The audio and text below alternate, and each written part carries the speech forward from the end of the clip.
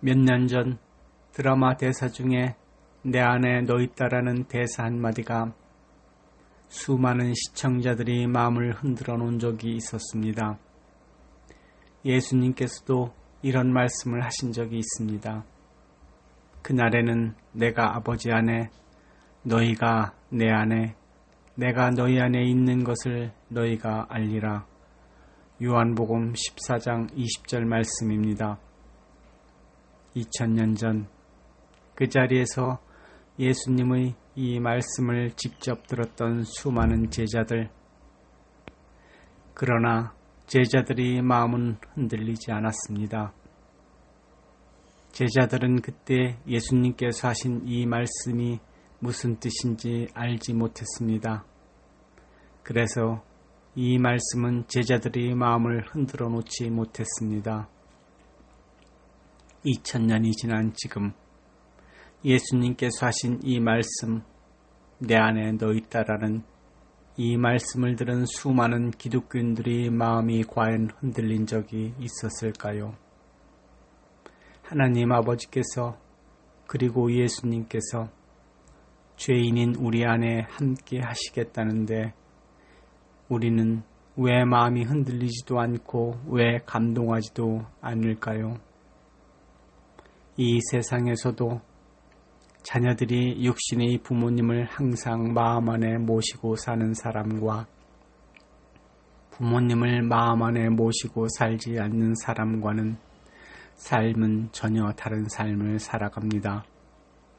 부모님을 마음속에 두지 않고 사는 사람은 자기 마음대로 살아갑니다. 자신들의 생각대로 살아갑니다.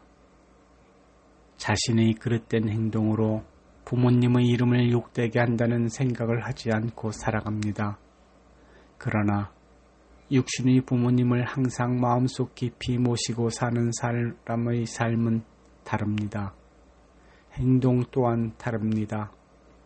자신의 행동으로 혹시 부모님의 이름에 먹칠하지 않을까를 고민하며 항상 조심스럽게 행동하며 살아갑니다. 부모님을 마음 안에 항상 모시고 산다는 것은 자식으로서 부모님의 마음을 늘 기억하고 무슨 행동을 할 때 다시 한번 부모님의 얼굴을 떠올리고 부모님께서 하신 말씀을 생각하고 부모님의 마음을 헤아려 사는 것입니다. 그러면 자신의 뜻대로 살 수 없습니다. 그리고 생각대로 마음대로 행동하며 살아갈 수 없습니다. 만약 우리 모두가 항상 부모님의 마음을 생각하고 행동하며 살아간다면 아마 이 세상은 벌써 에덴 동산이 회복되었을 것입니다. 사람이 육신의 부모님 앞에서도 삶을 함부로 살 수 없는 법인데 하물며 하나님 아버지 앞에서 우리가 어떻게 행동하며 어떻게 살아가야 할까요? 이 세상은 지금 어둠 속 깊이 들어와 있습니다. 이 세상은 지금 악으로 가득 채워져 가고 있습니다. 사도 바울은 이렇게 경고합니다. 너는 이것을 알라.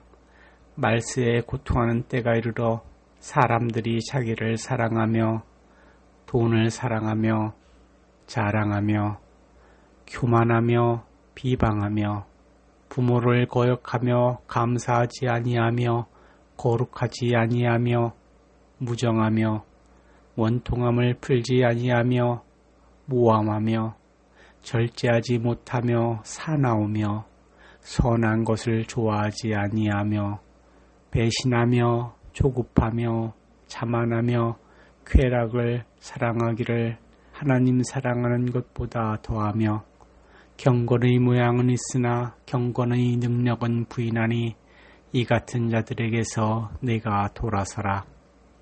그들 중에 남의 집에 가만히 들어가 어리석은 여자를 유인하는 자들이 있으니 그 여자는 죄를 중히 지고 여러 가지 욕심에 끌린 바 되어 항상 배우나 끝내 진리의 지식에 이를 수 없느니라. 디모데후서 3장 1절로 7절 말씀입니다. 지금 이 세상은 부모의 말씀을 거역하며 살아갑니다. 오직 자신만을 사랑하며 살아갑니다. 돈을 사랑하며 살아갑니다. 서로 배신하며 살아갑니다. 그러면서 사람들은 유토피아를 꿈꾸며 살아갑니다. 그러나 유토피아란 현실적으로는 아무데도 존재하지 않는 이상한 나라라는 뜻입니다. 이 세상 어디에도 존재하지 않는 나라를 우리 모두는 꿈만 꾸며 하루하루를 살아갑니다. 그러나 이 세상은 깊은 어둠 속으로 달려가고 있음을 우리는 잊고 살아갑니다. 지금 이 나라에는 하나님을 믿는다는 자녀들이 수백만 명이나 된다고 합니다. 그러나 그들에게서 경건의 모양만 있고 경건을 찾아보기 힘든 시대가 되어가고 있습니다. 그 많은 하나님의 자녀들이라고 하는 사람들에게서 왜 경건을 찾아보기 힘들게 되었을까요? 사도 바울은 이렇게 답합니다. 7절 말씀입니다.